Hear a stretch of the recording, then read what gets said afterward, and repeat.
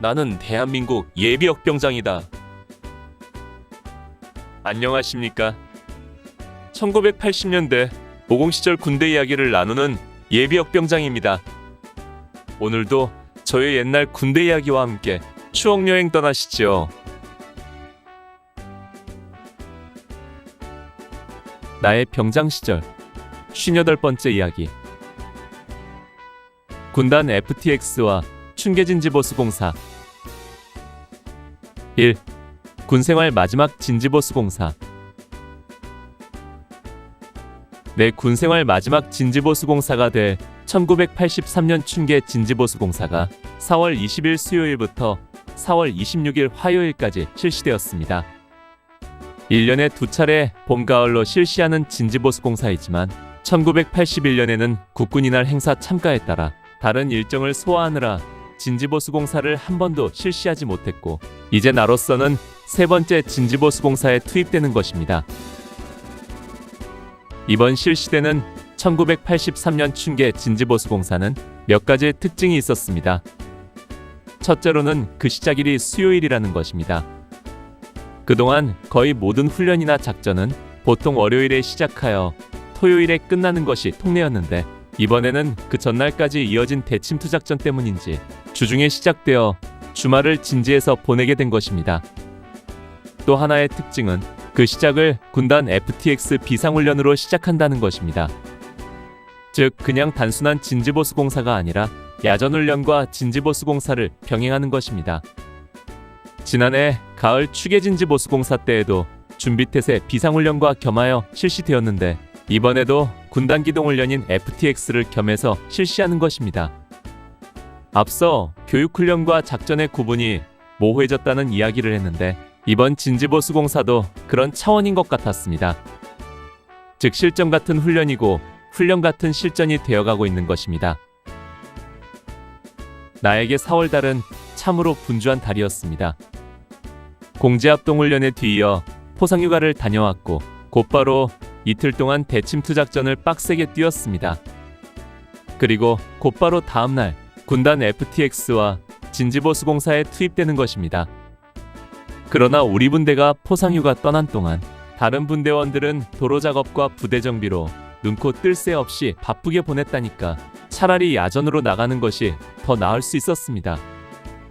게다가 진지보수공사는 다른 전술훈련과는 달리 야간에는 다른 과업이 없으므로 경치 좋은 곳에서 조금은 마음 편하게 있다 올 수 있었습니다. 1983년 4월 20일 수요일. 이날은 정신교육의 날이라 오전은 평소처럼 정원교육과 중대단결 회의 등 정신교육이 날 행사를 했습니다. 그리고 오후에는 취침에 들어갔습니다. 야간에 있을 FTX 및 행군을 위해서였습니다. 18시 기상하여 저녁 식사를 하고 잠시 대기하고 있는데 19시에 비상이 발령되었습니다. 파스트 페이스 발령. 파스트 페이스 발령.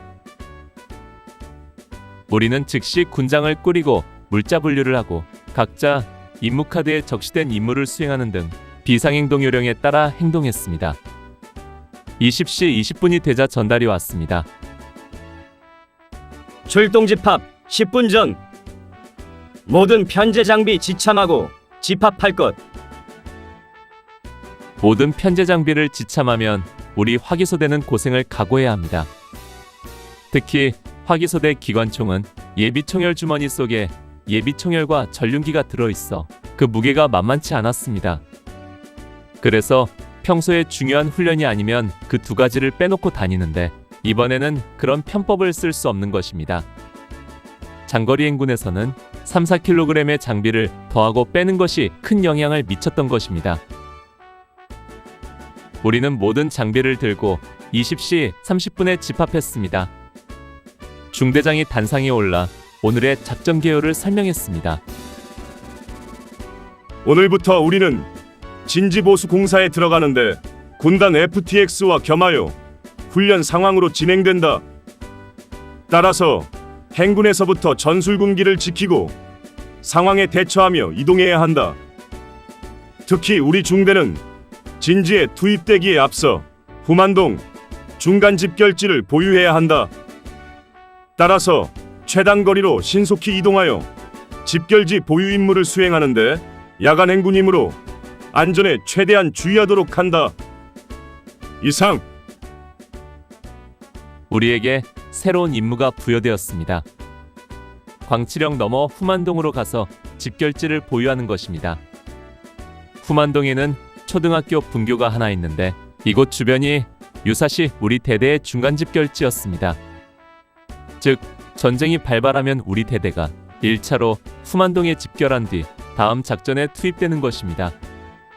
바로 우리 중대에게 맡겨진 임무는 이 후만동 집결지를 먼저 가서 보유함으로 나머지 대대 병력이 안전하게 작전을 수행할 수 있도록 해주는 것입니다.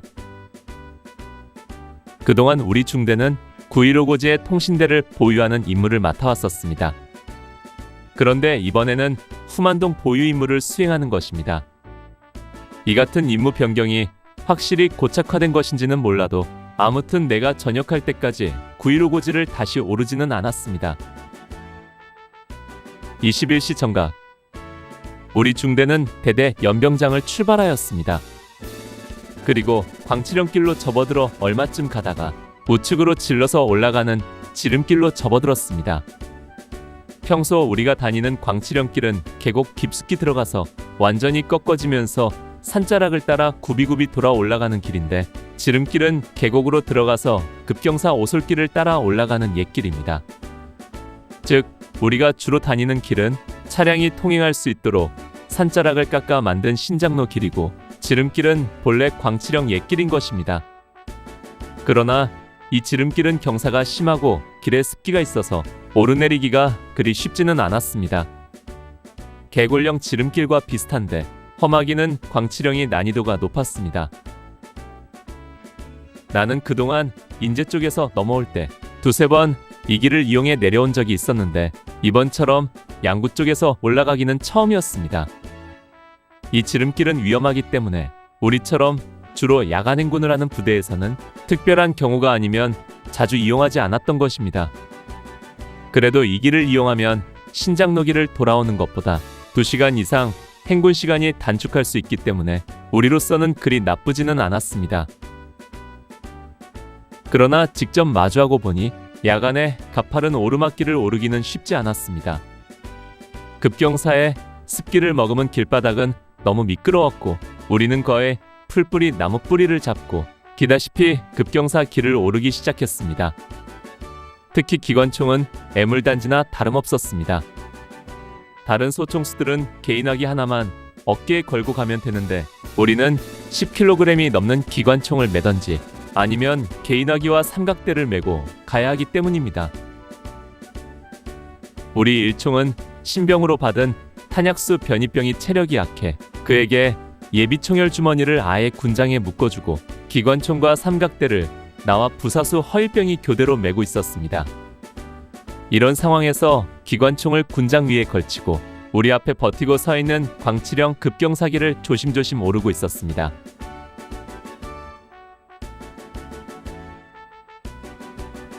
오늘 추억여행에 함께 해주셔서 감사합니다. 다음 이야기를 기대해 주시고 구독과 좋아요 부탁드립니다. 탕백